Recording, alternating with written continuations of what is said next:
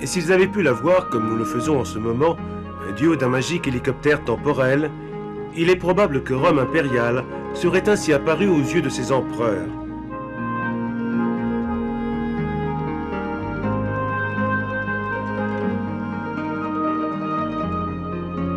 Nous sommes au début du IIe siècle après Jésus-Christ, et c'est le grand Trajan qui en est l'empereur.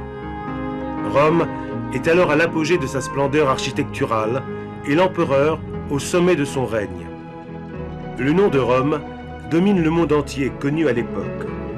Le bassin méditerranéen, l'actuelle Europe occidentale et orientale, les côtes africaines et le Moyen-Orient, jusqu'à la mer Caspienne. Sa culture, sa langue, sa technologie ont transformé des terres primitives en des colonies riches et cultivées.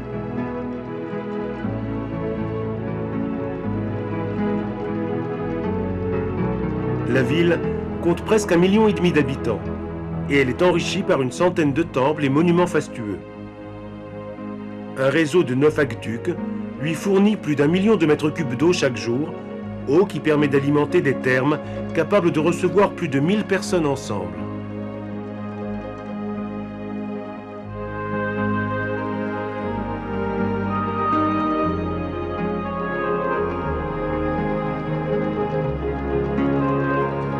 Le cœur de la ville est celui d'où nous nous rapprochons et qui correspond au panorama que chaque touriste peut admirer des terrasses du Capitole, le Forum romain. Un lieu célèbre et fascinant que l'œuvre du temps a sans pitié dégradé et décoloré, mais qui, à l'époque, devait apparaître dans toute son éblouissante splendeur. Et c'est ici que se déroulait la plus grande partie de la vie publique. Dans la curie, le Sénat élaborait les lois. Dans les basiliques, les tribunaux administraient la justice. Dans les grands temples, on rendait honneur aux dieux. Dans les amphithéâtres, les angoisses et les tensions se défoulaient. Et dans les bibliothèques, l'on conservait et l'on perpétuait la première grande culture de l'histoire.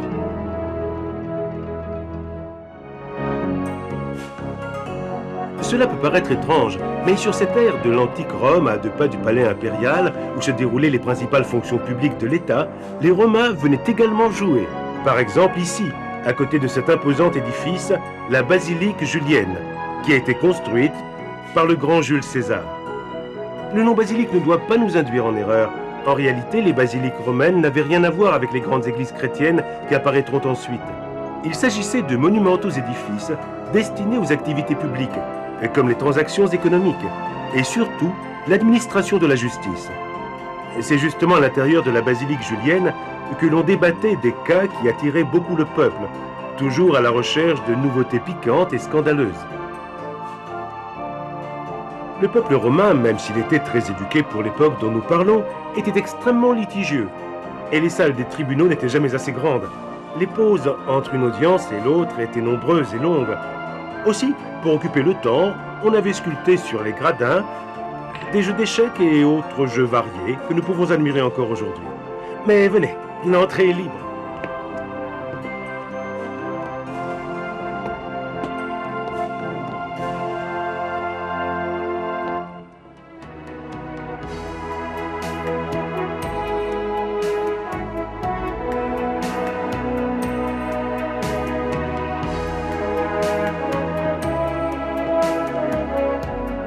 La basilique avait des dimensions imposantes. Longue de plus de 80 mètres, elle était divisée en 5 nefs et, selon l'usage de l'époque, n'avait pas de séparation sur 3 des 4 côtés. Elle donnait directement sur l'extérieur.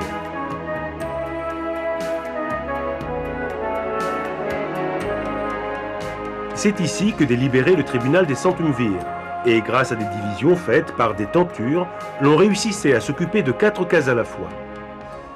Comme nous l'avons dit, les audiences étaient publiques et le peuple accourait en masse pour y assister, surtout lorsque d'importants personnages y étaient mêlés, dans une cohue et une confusion que nous pouvons facilement imaginer.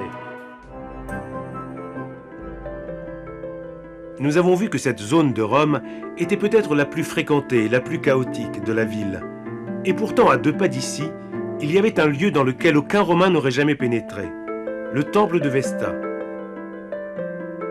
Les Vestales Ces jeunes filles choisies dès l'enfance dans les familles patriciennes étaient les éléments de l'unique collège sacerdotal féminin romain, dont la fondation remontait aux origines de la ville. Il paraît même que Rhea Silvia, la mythique mère de Romulus et Rémus, eût été une vestale de famille royale. Leur tâche était de maintenir perpétuellement allumé le feu sacré, conservé à l'intérieur d'un petit temple dédié justement à la déesse Vesta. Le temple était constitué d'un podium de marbre de 15 mètres de diamètre environ, au centre duquel se trouvait la cellule entourée de colonnes corinthiennes. Les vestales devaient exercer leur tâche durant 30 ans, et elles étaient vouées à la chasteté sous peine de mort. En échange, elles jouissaient de moyens financiers et de prestige immenses. Elles avaient les places d'honneur dans les spectacles, et pour les tombes placées à l'intérieur de la ville. La tradition voulait même qu'un condamné à mort fût gracié s'il avait rencontré une vestale.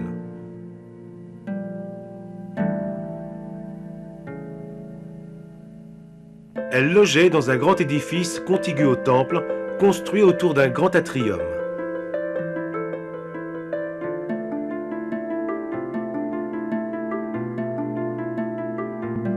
Il s'agissait d'un grand jardin rectangulaire qui était entouré d'un vaste portique de colonnes. Sous le portique étaient installées les statues des Vestales Maximes, c'est-à-dire les doyennes du collège. Tout autour se dressaient les chambres, la cuisine et de nombreuses salles de bain équipées de chauffage. Une atmosphère de luxe comparée à l'austérité de nos couvents. À côté de la zone classique du Forum romain, commencèrent à apparaître à partir du 1er siècle avant Jésus-Christ d'autres forums, chacun voulu par un grand personnage de l'époque. Ils se développèrent selon un plan urbanistique précis qui cherchait à créer des centres d'intérêt commun où le peuple puisse participer à la vie publique. C'étaient donc des lieux recherchés par les puissants de l'époque, qui voyaient en eux la possibilité de manifester et célébrer au maximum leur pouvoir. Et pour cela, ils n'hésitaient pas à dépenser d'énormes sommes. Même Auguste, le premier empereur de Rome, voulut édifier son forum. Celui-ci naquit même d'un vote fait plusieurs années auparavant, à la veille de la bataille des Philippes, celle durant laquelle moururent Brutus et Cassius, les assassins de Jules César. Le forum d'Auguste fut inauguré en l'an 2 avant Jésus-Christ.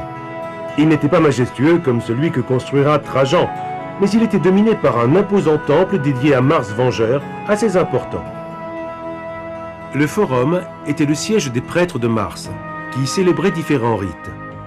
Les sénateurs, eux, utilisaient certains endroits particuliers pour y conserver dans des coffres-forts leurs biens personnels. Tout l'ensemble qui jouxtait l'ère du Forum romain naquit comme un centre représentatif, destiné à glorifier l'empereur et sa puissance.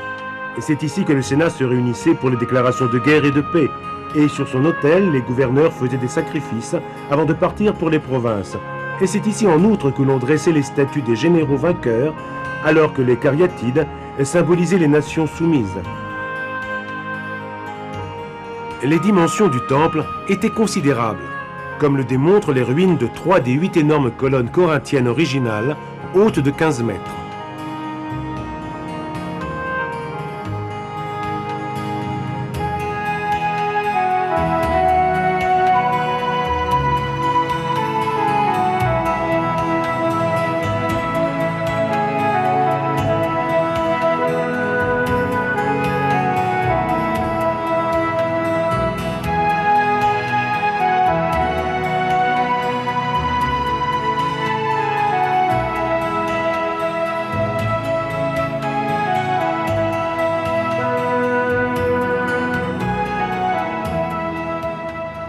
Nous devrons attendre pourtant un autre siècle encore pour voir se réaliser à côté du Forum Auguste le plus spectaculaire et imposant des forums romains, celui de Trajan. Quand le grand empereur décida d'édifier un ensemble qui dépassa en grandeur tous les précédents, le problème fut celui de trouver l'espace adéquat. Restant fidèle à son caractère de fer, Trajan n'hésita pas à faire raser une colline entière, celle qui divisait le Capitole du Quirinal. L'ouvrage fut colossal. considérant que le niveau de la colline rasée correspondait à la hauteur de la célèbre colonne qui domine encore aujourd'hui les ruines du forum. Plus de 30 mètres. Le forum de Trajan, conçu de manière à ressembler à un campement militaire romain, est construit autour d'une immense place de 300 mètres de long sur 185 mètres de large. Son aspect majestueux en fit tout de suite un des principaux centres administratifs de la ville. On y promulguait les lois, on y accueillait les délégations étrangères, et c'est là que se déroulaient les conférences, les cérémonies impériales et religieuses. Le joyau de ce forum était, nous l'avons dit, la célèbre colonne qui porte le nom de Trajan. L'intérieur en est creux, et un escalier permet de parvenir jusqu'au sommet, qui aujourd'hui est orné d'une statue de Saint-Pierre, alors qu'à l'époque, on pouvait y admirer une statue représentant Trajan.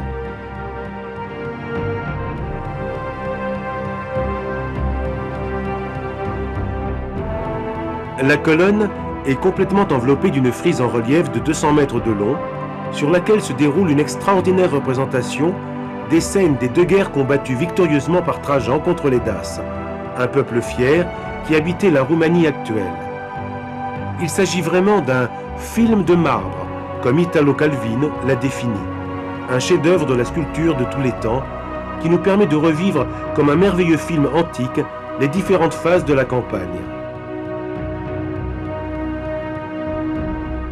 À l'époque, la colonne était entourée par plusieurs édifices, un temple dédié à Trajan et 2 bibliothèques, des fenêtres desquelles il devait être possible d'admirer de plus près les événements de l'époque.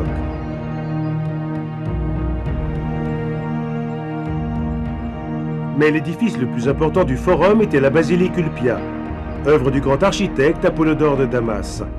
La basilique était la plus grande de Rome. Elle mesurait en fait plus de 170 mètres sur 60.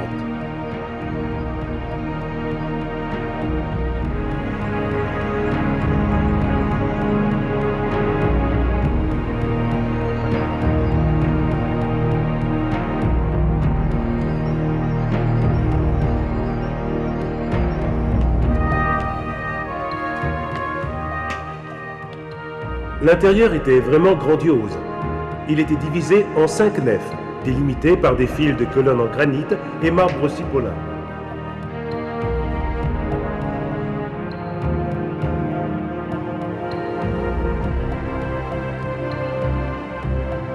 En haut, une grande frise représentait des victoires en train de sacrifier des taureaux ou d'orner les candélabres de guirlandes. Le pavement était en marbre, aux couleurs variées, disposé en figures géométriques.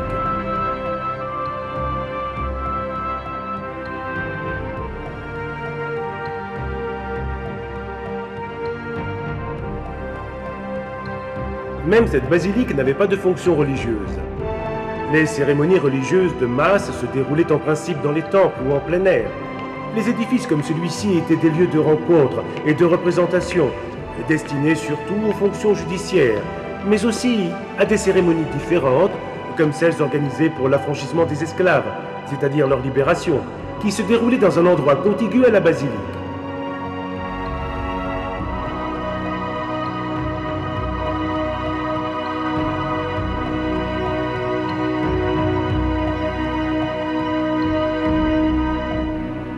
La dernière basilique que nous visiterons est certainement la plus célèbre de toutes celles conservées jusqu'à notre époque. Cette fois encore, nous sommes en présence d'un édifice grandiose, commencé au début du IVe siècle par l'empereur romain Maxence, dont le nom restera lié au travers des siècles à la célébrité de l'édifice. Mais ce fut Constantin, qui l'avait destitué après la bataille de Ponte Milvio en 312, qui complétera l'ouvrage de manière superbe. La construction dressée sur la voie sacrée, à mi-chemin entre la place du Forum romain et le Colisée, occupait un espace de 100 mètres sur 65, plus ou moins les dimensions d'un terrain de football. On pénétrait à l'intérieur par 2 entrées. L'entrée monumentale se trouvait sur la voie sacrée et était constituée d'un portique solennel orné de 4 grandes colonnes de porphyre dressées au sommet d'un grand escalier.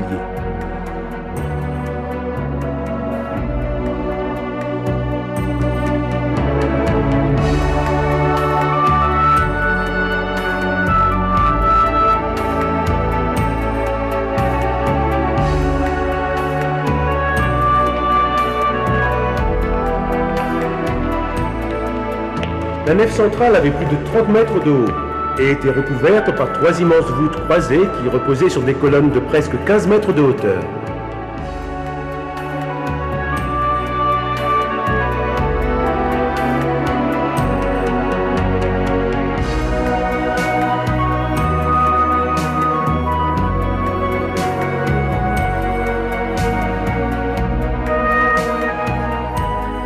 Le côté nord de la nef se terminait par une abside, dans laquelle s'ouvraient de grandes niches pour statues, encadrées de colonnettes reposant sur des consoles sculptées.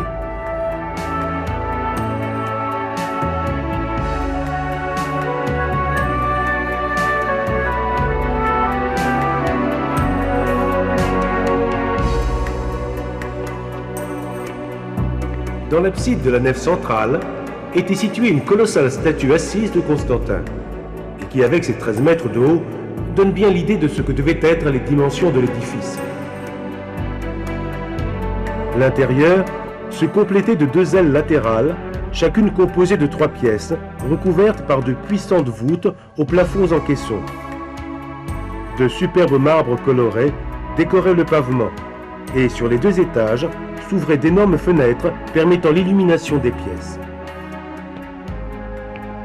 Comme beaucoup d'autres grands monuments romains, l'immense masse de la construction en fit, entre le Moyen-Âge et la Renaissance, une des carrières de matériaux de construction les plus saccagées de l'antique Rome.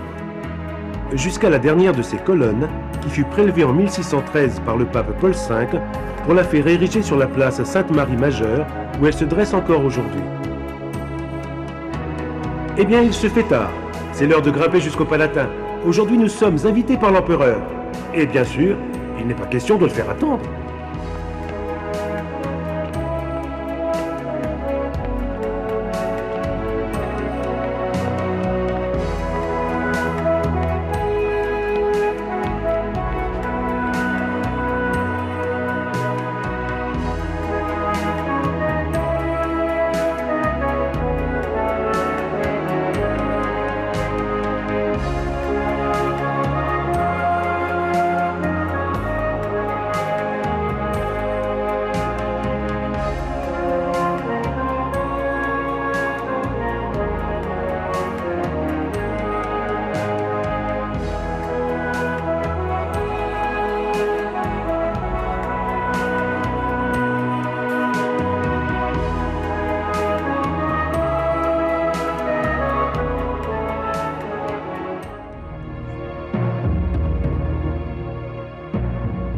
L'amphithéâtre Flavien, voulu par l'empereur Vespasien et inauguré en 80 après Jésus-Christ par son fils Titus, était le cœur de la ville et était destiné à devenir, par son importance, le symbole même de la grandeur de Rome.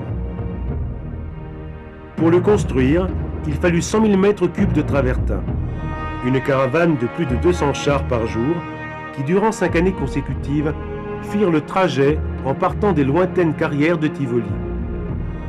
Et pourtant, ces constructeurs réussirent à terminer l'œuvre colossale en 8 ans seulement.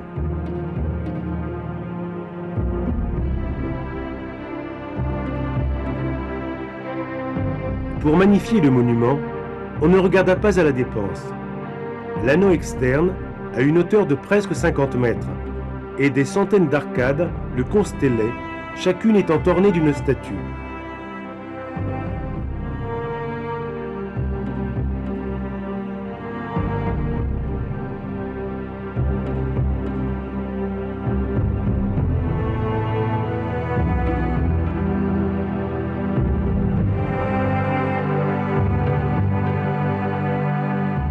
Le soin esthétique des architectes inconnus qui l'imaginèrent se remarque aussi à travers les différents styles utilisés pour réaliser les chapiteaux des demi-colonnes qui terminaient les arcades des 3 premiers étages.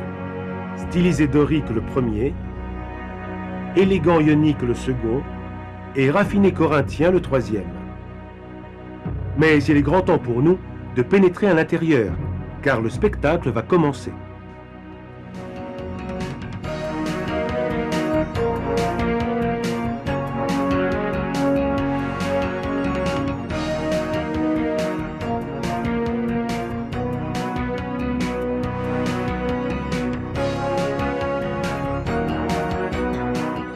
L'intérieur était vraiment grandiose, à la hauteur de sa réputation. Les dimensions en sont vraiment extraordinaires pour l'époque. Il est de forme ovale, et le diamètre majeur de l'ellipse est de 188 mètres contre les 156 du diamètre mineur. Les voûtes des escaliers étaient peintes en or et pourpre. Les couloirs dallés en marbre et décorés par d'innombrables mosaïques. Les cloisons qui séparaient étaient même serties de pierres précieuses. L'amphithéâtre pouvait contenir plus de 50 000 spectateurs assis, lesquels, en cas d'urgence, pouvaient s'écouler vers la sortie en quelques minutes. L'immense arène était divisée en 4 zones de gradins, toutes minutieusement numérotées et subdivisées par catégories sociales. Voici un détail plutôt curieux. Les femmes occupaient la partie la plus haute des gradins, peut-être pour éviter le plus possible une promiscuité qui pouvait provoquer de graves désordres. Malgré les dimensions, la vision était parfaite de chacune des places, et un immense filet protégeait les spectateurs des attaques éventuelles des animaux féroces. Tout l'amphithéâtre était recouvert les jours de soleil par un immense vélarium qui permettait de garantir ombre et fraîcheur à tous les spectateurs. Son déploiement nécessitait un effort grandiose, même si sa dynamique est entourée de mystères. Probablement, un grand anneau métallique était soulevé par des centaines de cordes qui faisaient pivot sur des perches fixées au sommet du dernier étage. Sur tout cela, on déroulait de grandes voiles de tissu grâce à une grandiose opération collective effectuée par plus de 1000 marins experts de la flotte impériale de Mycène. Et pendant que les spectateurs s'excitaient et se surchauffaient en assistant aux exploits des gladiateurs, sous l'immense plancher de bois recouvert de sable qui formait l'arène, un monde souterrain dramatique et frénétique organisait le prochain spectacle. Dans les souterrains de l'amphithéâtre, en fait, des centaines d'animaux d'espèces différentes étaient manœuvrés et canalisés vers la sortie dans l'arène à travers d'ingénieux toboggans et monte-charges. Et il ne s'agissait pas, peut-on dire, d'animaux pacifiques, si l'on pense qu'outre les classiques lions, on faisait combattre dans l'arène des éléphants, des ours, des taureaux, mais aussi des autruches et des crocodiles. En revanche, ce que les Romains ne virent jamais furent le martyre des chrétiens, qui, si l'on en croit la tradition historique, semble ne jamais avoir été sacrifiés dans cette arène. Par contre, des milliers de gladiateurs le furent, mais il s'agissait de vrais professionnels de la guerre et de la mort, qui très souvent devenaient de véritables idoles pour la foule, et étaient jalousement protégés par leurs entraîneurs, pour lesquels ils pouvaient représenter de véritables mines d'or. Et c'est sur le souvenir de ces hommes forts et résignés à leur destin que nous quittons l'instant d'histoire que nous avons revécu. Un instant qui appartient à de lointains souvenirs, mais auquel tous les hommes de notre civilisation doivent d'une façon ou d'une autre quelque chose.